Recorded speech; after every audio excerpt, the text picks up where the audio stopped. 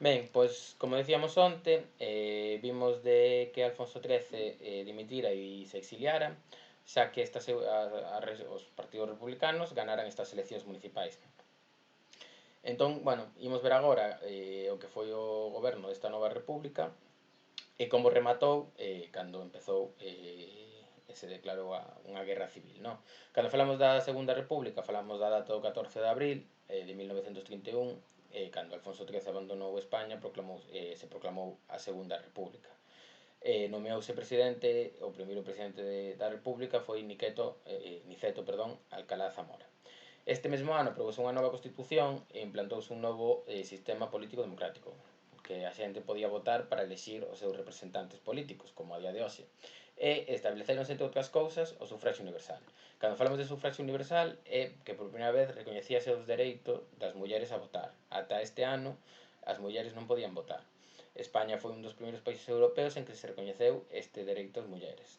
O primeiro país do mundo onde se recoñeceu este dereito foi en Australia, e en poucos anos casi todos os países se sumaron a este dereito, pero sí que é certo que a nivel europeo España foi unha das avanzadas, ser un dos primeiros países que o permitiu, vale?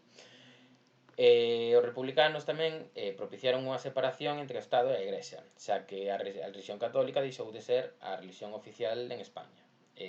Durante todo o período histórico, Igrexa e Estado tiñan unha relación moi estreita, na cal tiñan moito poder os uns e os outros e aproveitábanse eso, pois a igrexa para poder controlar a xente mediante o que decían e o Estado ao mesmo tempo para que a igrexa tivera ese poder.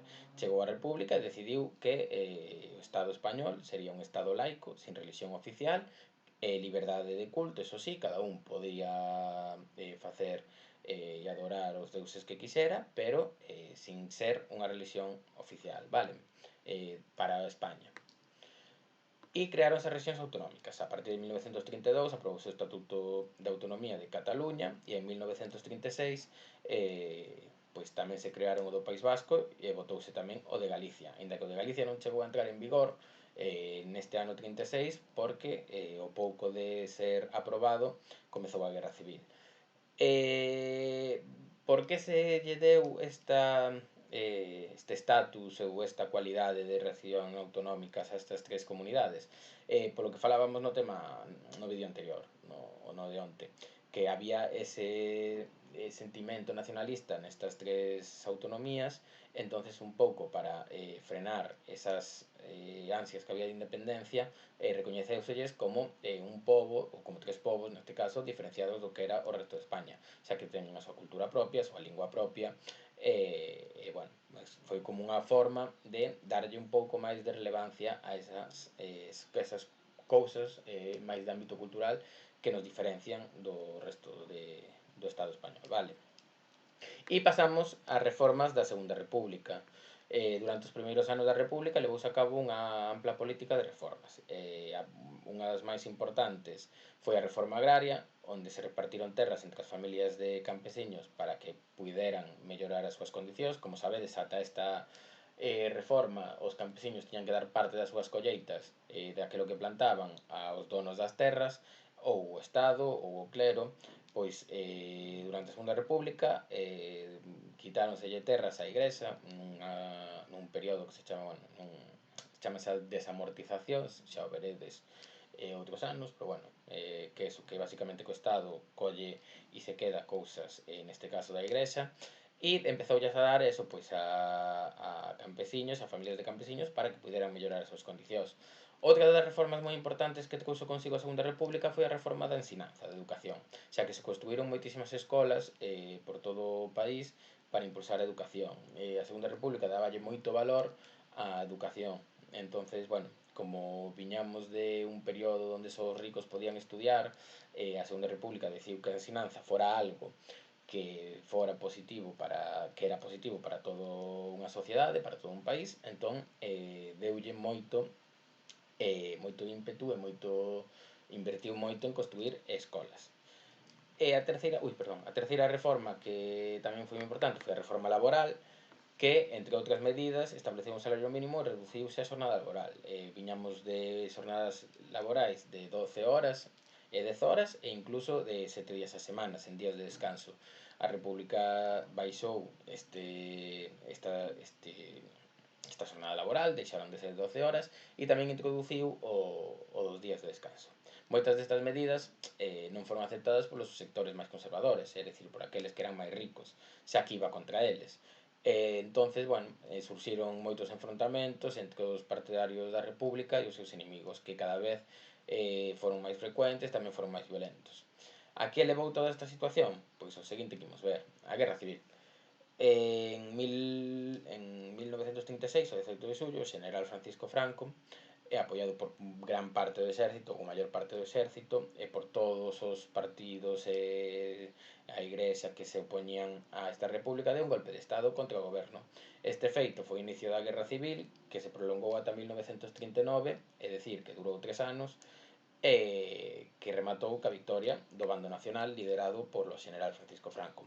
Durante a guerra, a poboación quedou dividida en dúas zonas: a zona republicana, que apoiaba o goberno da república, que era o lexítimo, que era aquel que fora escollido polos cidadáns, e a zona sublevada, que era chamado bando nacional, que apoiaba os partidarios do golpe de estado que dera este xeneral, Francisco Franco. Despois de case 3 anos de guerra, as tropas ocuparon casi todo o territorio español e o 1 de abril de 1939 dase por rematada a guerra coa derrota da república. Co cual, bueno, posteriormente instaurouse unha dictadura da que falaremos mañá, pero eso, de aquí quedadevos un pouquiño con como foi esta guerra civil que durou 3 anos e que había dous bandos, vale? As consecuencias da guerra, como en todas as guerras, a guerra civil española tamén foi un tempo onde se sufriron e se combinaron, pois eso, a fame, a medo, a destrucción, todas aquelas cousas que levan consigo sempre unha guerra, a escaseza de alimentos. O reclutar moitísimos campesiños para que fosen soldados de ambos os dous bandos produciu que non houbera que traballar as terras, co cal había menos alimentos. Entonces, bueno, pues foi un período estes anos que hubo problemas para alimentarse. O temor aos combates e aos bombardeos que fixo que moita xente escapara, sobre todo das cidades, para evitar este medo de que un día pudera salir á rúa, que caera unha bomba ou que houbera unha loita entre os dous bandos, entre o republicano e o nacional. Entón, moita xente abandonou os seus fogares e foise a buscar a vida pois a outros sitios, vale? E o terceiro foi a destrucción de vivendas e infraestructuras que deu lugar a unha crise económica. Obviamente, nunha guerra destrúense moitas cousas, as cales teñen un valor, xa que costan construílas, e houve que volver construílas, e isto pois requería que o Estado, o goberno, invertira moitísimo para poder facelo, e entonces, bueno, provocou unha crise económica. Que máis consecuencias? Bueno, a parte dos mortos que hai nunha guerra, os exiliados que tuveron que marchar porque estaban perseguidos polo novo goberno que entraba tras a victoria dos nacionais nesta guerra civil, moitísimas perdas económicas e unha sociedade dividida en vencedores e vencidos. Xa que, obviamente, isto é como non é un partido de fútbol onde pode haber empates, nunha guerra sempre gana alguén a guerra e outra perde. E iso fixo que incluso moitas familias, dentro das propias familias, pois houbera xente dunha ideoloxía e xente de outra ideoloxía que, dende aquel momento, pois se deixaran de falar, vale?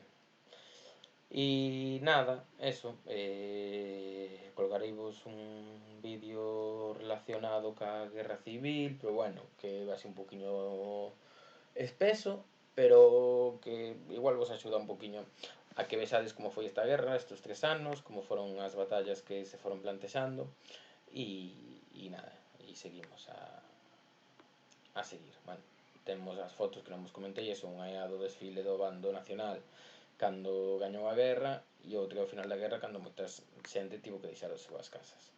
E nada, quedámonos aquí, seguimos mañá vamos a ver como foi este goberno que se instaurou despois da victoria dos nacionais na guerra civil. Veña, moito ánimo e vémonos, vale? Veña, un bico. Chao, chao.